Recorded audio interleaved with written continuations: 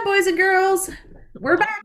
It's Becky and Spencer. So we will start this week with some singing. Yeah, so let's start with the song that we learned last week. It's called What We Need, and we'll sing the chorus, all right?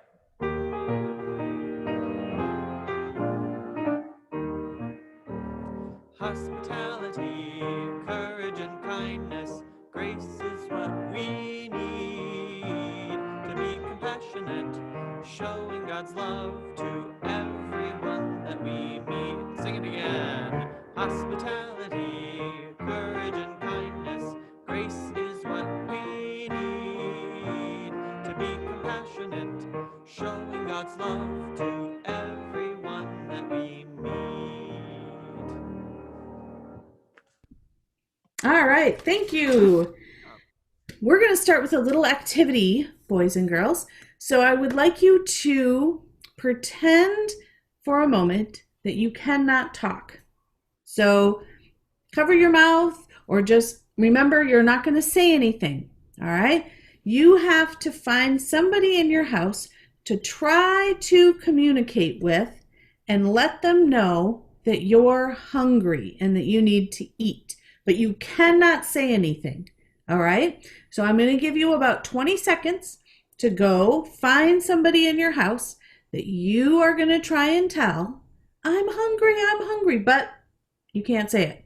You have to find a different way to tell them. All right. I'm going to start my timer and go.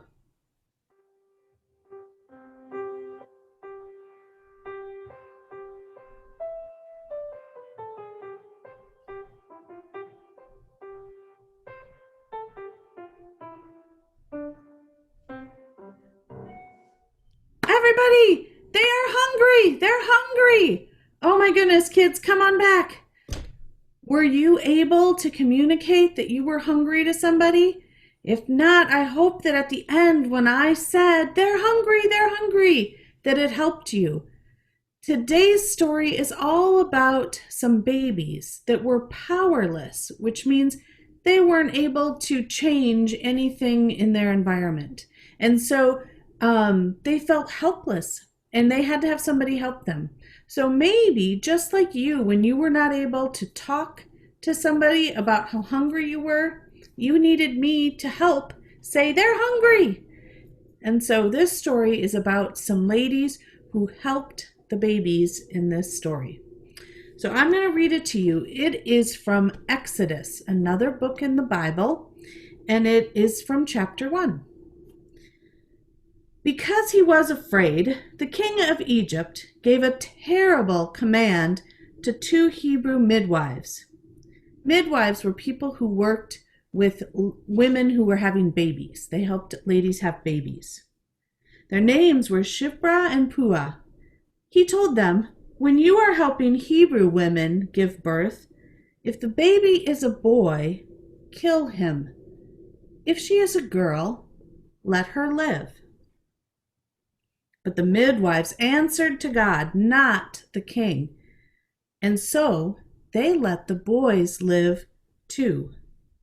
The king called for them, and when they came, he asked them, why have you done this? Why have you let the boys live? The midwives said, O king, Hebrew women are so strong.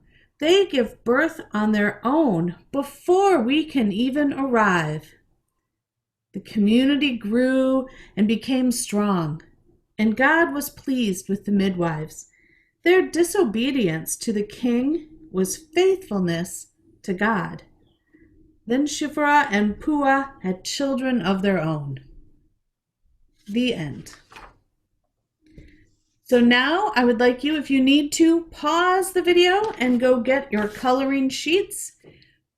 Spencer has the coloring sheet for the younger kids that looks like a book, and I have the older coloring sheet for the older grades. So go ahead and find those and get some crayons or some colored pencils or markers, whatever you'd like to color with. All right. So Spencer, in thinking about this story, What do courage, which these women have, and compassion have in common? Well, so we know what compassion means, right? It's Mhm. caring for someone or something else. And sometimes, like, so I think about um, for us to have compassion, sometimes we need to have courage to have compassion towards people who um, we may be looked down upon if we help or if we care for them in some ways. Um, so I think that's kind of how I view compassion and courage going together. Um, being it's more about being brave, I think, Mhm. Yeah. and being brave enough to help other people when somebody else may think that we shouldn't help them. If that kind of makes sense. Yeah, I agree. I think sometimes it can be hard to do the right thing when it feels like other people would look down on us, or in this case, for these two midwives, they would get in trouble. Right. They were found out that they were lying about that, right?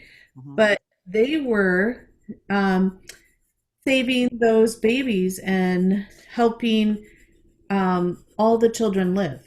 And that was something they were doing for God over what the king was wanting to do out of fear and Right. anger, you know? Hmm. So yeah. So can you picture a time when breaking the rules was actually the right thing to do in a certain situation, and what happened?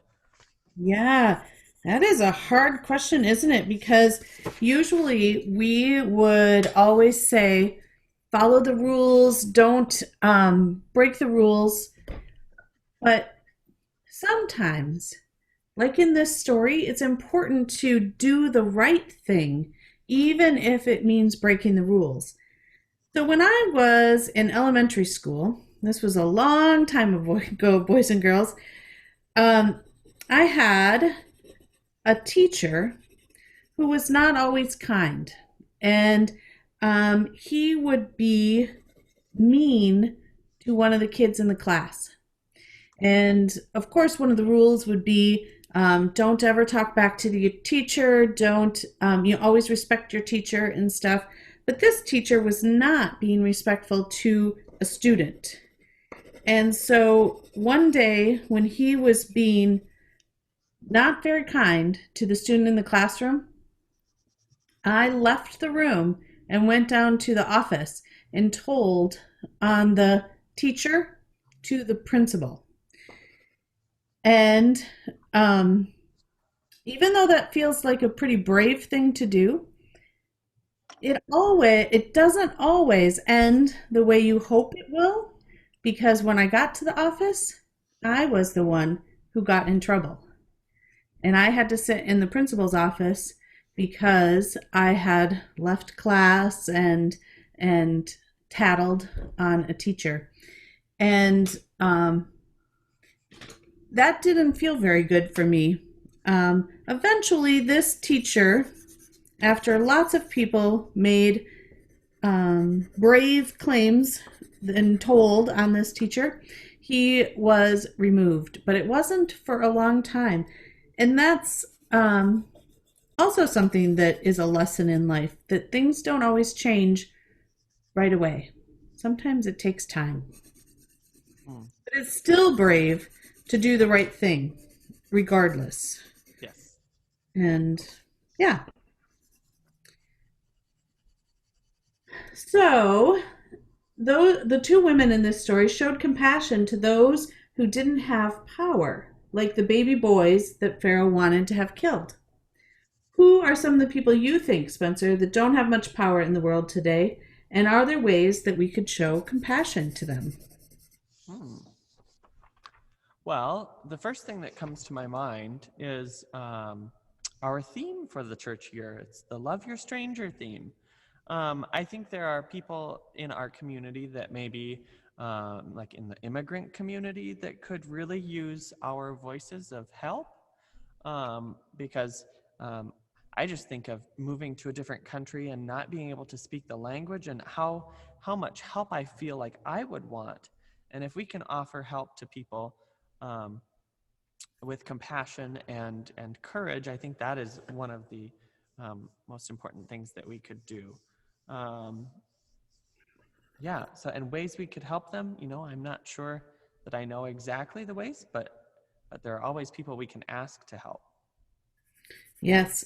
Here in our church, South Dakota Voices for Peace is part of our um, community here at church, Mm-hmm. and they are a wonderful resource of how we can help. And Naomi Project. We have a Yeah. couple of resources here at our church that are advocates for the immigrant population. Yes. Yeah. So that's just kind of one of the things that immediately came to my mind. Um, I don't know. What do you think on that question? I agree with you. I think that that is a great way for us to give our voices um, to other people. Mhm. And while we give our voices, we have to, I think, always remember to be good listeners too. It's not just our voice that matters, it's our ears to listen to other people and their stories and what they really need. Right. Mhm. Yeah. So, how do you think God felt about Shifra and Puah's decision to save the baby boys and disobey the Pharaoh? Mhm. I think that God was proud and grateful for someone to be brave enough to risk themselves getting in trouble for the good of somebody else. That God's love is bigger than the rules that Pharaoh could make. Hmm. I would Mhm. agree. All right. Here is if you want to hang up your picture and Spencer, read your story. Yeah. So, I'll show you the pictures first, and then I'll kind of read through it. So, the Egyptian king hatches a plan to protect his own power. So, there's the king in front of the pyramid there. And then the midwives refuse to participate in his plan and protect the babies in their care instead. So there's Shifra and Puah. They've got a little baby there in a basket, looks like. And then the Hebrew community, oops, as I drop my page, the Hebrew community grows in numbers and strength. So then there's one of the baby boys that they helped save, has all grown up, and he's all big and strong to help his community. So, yeah. Excellent. All right. So, our compassion in action this week is something that all of you can do across age range. And you can, I think about people who are isolated right now during COVID and people in nursing homes, people that are need to stay safe away from the germs that are out there, and they're getting very lonely. This has been a long time to be isolated from other people, and so we could be compassionate by sending notes to them or giving phone calls to them. So if you would like some names of people that you could send cards to, contact the church office. Lisa has names of people that she could give to you, and you as a family or kids could write notes to people that would love to hear from you. Or if you have family members or friends or neighbors that are isolating right now, you can reach out to them. And that would be a great way to show compassion this week. Yeah. All right, let's have a closing prayer and then we will sing our way out. So let's come together and take a deep breath in, hold it, and blow it out. Dear God, thank you for the story of Shifra and Pua and for their courage and compassion as they helped the babies who were powerless and in danger. Help us to be brave like them, helping others who can't help themselves. Amen. All right, let's sing our song, What We Need. So we'll sing the chorus, and then I'll sing the two verses. So we have our verse from last week, and then we have a new verse for this week. So here we go. Hospitality, courage, and kindness, grace is what we compassionate, showing God's love to everyone that we meet. One day 3 hungry strangers appeared to Sarah and Abraham. Please stay for lunch, we have enough to share with everyone. Hospitality, courage and kindness, grace is what we need. To be compassionate, showing God's love to everyone that we meet. Shifra and Pua weren't afraid of the king. They honored and feared the Lord. And in return, God blessed them both with children they adored. Hospitality, courage and kindness, grace is what we need. To be compassionate, showing God's love to everyone that we meet. Hospitality, courage and kindness, grace is what we need. To be compassionate, showing God's love to everyone that we meet. Thanks, everybody. See you next week.